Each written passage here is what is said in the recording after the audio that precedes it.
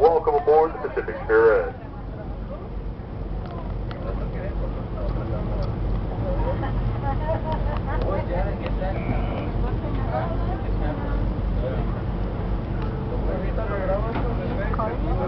Uh-huh.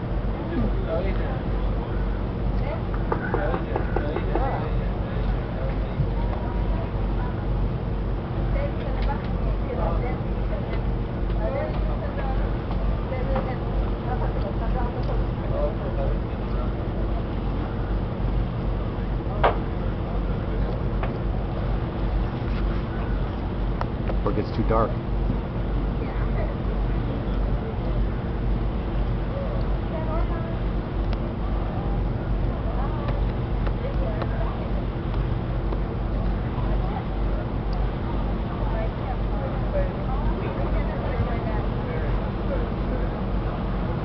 And looking to the right there, just in front of the Queen Mary, you can see the top half of an old Russian submarine.